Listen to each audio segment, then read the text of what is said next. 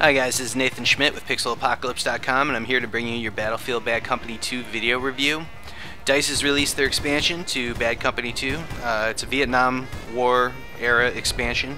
So basically what we're seeing is 5 new maps total for multiplayer, and 4 of them are available at download. The 5th won't be unlocked until the community as a whole scores a certain amount of team points.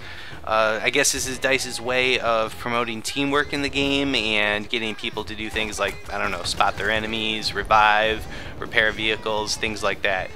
Which is good, because this is a very tactical shooter. This isn't your Call of Duty, Black Ops, this isn't any other shooter out there. It's very tactical, it's very open world, open field.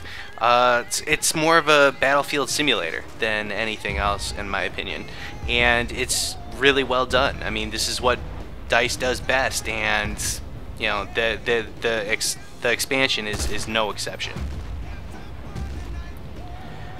Now, with the game modes, we're getting the same things you got in Bad Company 2. You get the Rush mode and Conquest mode.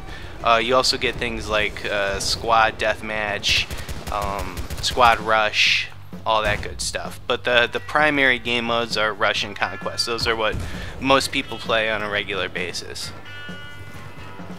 Rush I'm not a big fan of.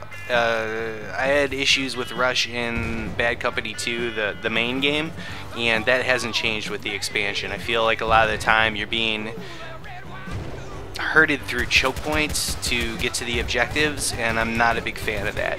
Conquest is awesome though. Conquest, you know, moves the teams around the map pretty fluidly, and the battle changes according to those team movements, and it's, in my opinion, it's just a more dynamic game mode.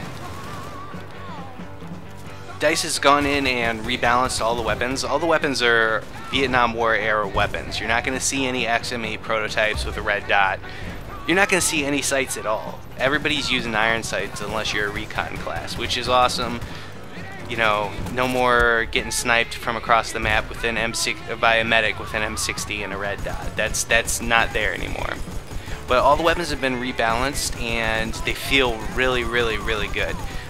Very close to what I would assume firing a real M16 or a real AK-47 would feel like. It's, you know, the M16 has a lot of accuracy, but not as much stopping power. The AK-47 kicks like a son of a bitch, but it has stopping power out the ass. You know, it doesn't take like a full clip to drop somebody, whereas the M16, you can shoot somebody 5 or 6 times and they're not dying.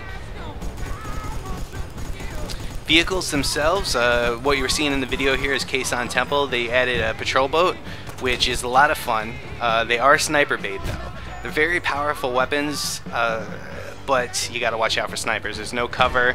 If you sit still in that thing for too long, you're gonna lose your front gunner, your rear gunner, and your driver fairly quickly. They are sniper bait. You really have to be careful about that. But they do end up being they are a lot easier to avoid RPG fire in, which is kind of awesome.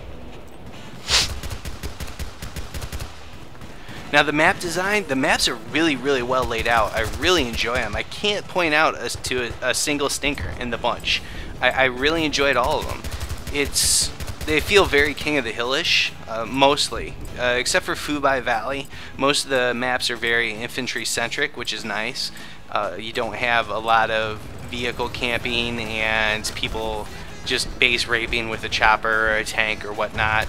The way that the maps are designed is you really kind of have to know your shit to bring a vehicle into play and do well in it. There's a lot of terrain negotiation going on, and unless you use your vehicle properly, it's going to be very easy for the other team to hit it with RPGs and take it out.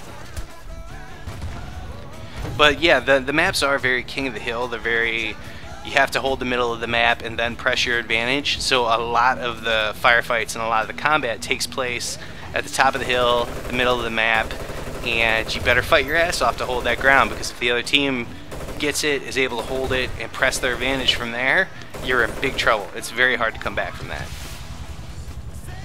What we're watching here is Phu Bai Valley. This is, a lot of reviewers have been getting this map crap. I like this map. I enjoy it. I think it's a well-designed map. It's the only vehicle-centric map in the game.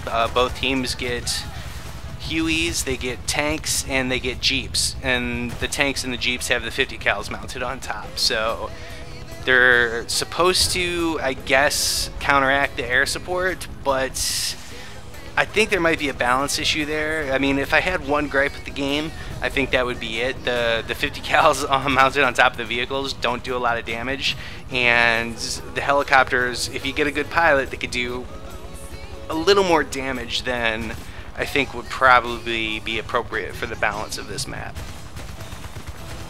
As you can see here, I'm actually flying. Now, I'm not a pilot. Flying these things are...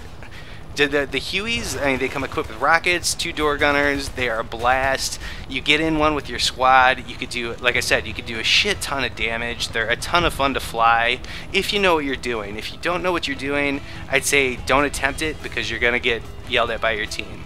Final verdict, I gotta give it an A. It's that good. It's $15 on Steam. I'd say go pick it up right now.